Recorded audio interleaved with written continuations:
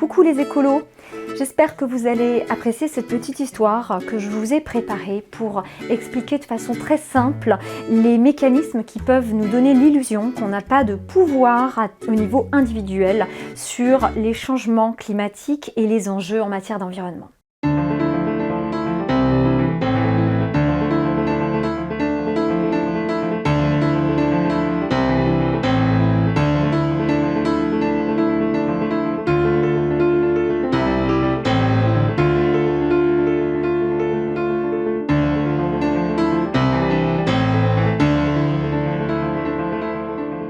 Imaginez-vous dans une rame de métro, il y a 15 passagers et devant, il y a une femme qui tout d'un coup se fait agresser par 3 personnes. Donc il y a au final 19 personnes, les 15 passagers, les 3 agresseurs et cette femme qui se fait agresser. Qu'est-ce que je vais faire? Bon, je pense que vu mon tempérament, je vais foncer dans le tas, je vais y aller.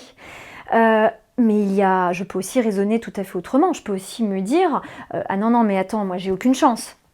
À quoi ça sert que je me lève pour aider cette dame alors que je n'ai aucune chance? Donc je vais retourner autour, je vais dire bon, oulala, celui-là il a des gros bras là, oh là le politicien, l'industriel, le ministre là, il va peut-être plutôt intervenir à ma place parce que lui il aura plus de poids. Donc je le regarde, il n'a pas trop l'air de bouger, il me regarde aussi, donc on peut se dire ben oui, ben tout seul ça servira à rien. Donc la bonne nouvelle, c'est qu'on n'est pas seul dans le wagon. Donc on va se retourner, on va se dire « Oh super, on est 15 !» Oh bah c'est super, c'est gagné, on est nombreux. Donc il suffit que chacun se bouge et tout ira bien. Mais qu'est-ce qui va vraiment concrètement se passer dans notre esprit individualiste et individuel à chacun? Première question qu'on va se poser, est-ce qu'on est assez nombreux? J'y ai répondu, on est assez nombreux. Là en matière d'environnement, clairement, le problème vient du fait qu'on est nombreux, mais ça tombe bien, on est nombreux. Et vous savez quoi? On est tellement nombreux que même s'il n'y a que les 2/3 de ces 15 passagers qui agissent, ça suffira. Et c'est pareil en matière d'environnement. Il suffit, alors là on a besoin de moins que 2/3, il suffit d'un petit pourcentage pour faire complètement basculer la situation, donner l'exemple inverse. Et pourquoi? Alors vous dites, ça c'est pas logique. Pourquoi il suffirait d'un petit pourcentage? Alors je vais vous dire pourquoi même dans ce wagon, même si une seule personne se lève, ça va suffire. Alors déjà il va y avoir l'effet d'entraînement de cette personne. Quand elle va se lever, elle va insuffler le mouvement et il est très probable qu'elle va vaincre l'hésitation de toutes les personnes qui se disaient « mais si je suis seule, je n'y arriverai pas ». Déjà, on voit qu'on n'est pas seul. Donc très important en matière de défense de l'environnement, comprendre qu'on n'est pas seul. Diffuser au maximum les vidéos de gens qui vont se battre, les littératures, tout ce que vous voulez, plutôt que de diffuser des images de chats, de princesses, de stars, ou même de violences, parce que là je suis gentille, je reste encore dans des exemples soft, parce que vous savez très bien quelles sont les images qui circulent le plus malheureusement sur internet. Je ferme cette petite parenthèse. Rien que le fait qu'une personne se lève, ça va avoir une probabilité énorme de faire lever d'autres personnes. Si personne ne se lève, on se met dans la probabilité où ça n'a pas fonctionné, il se pourrait même que toute seule, j'arrive à mettre en déroute les 3 malfaiteurs. Pourquoi?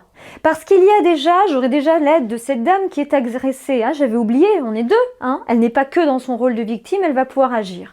Mais même si le temps que je réfléchisse, elle est dans un état où elle peut plus se défendre, il se pourrait que le fait que je me lève vers ces 3 individus, ça suffise à faire quitter l'attaque. Pourquoi, vous me direz?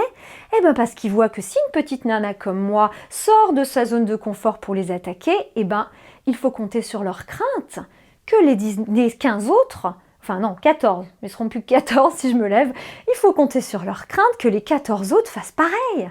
Et ça, c'est un élément qu'on oublie en matière de consommation.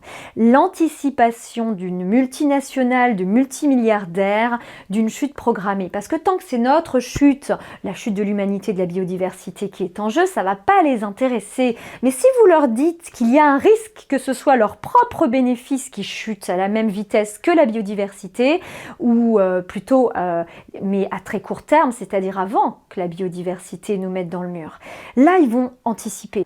Donc bonne nouvelle, les 3 méchants qui ont peur de la réaction des 14 autres quand moi je me lève de mon wagon, c'est exactement ce qui se passe actuellement. Donc agissons, Prenez 5 minutes par jour pour vous informer, pour diffuser les bons renseignements, les bonnes infos, les choses motivantes qui vont vous aider à la fois vous et la planète, et donc vos propres enfants, donc vous-même. La boucle, elle se boucle de toute façon. Pareil, on est sur une terre ronde, hein, c'est un monde rond et fini. Donc prenons 5 minutes et tout ira bien.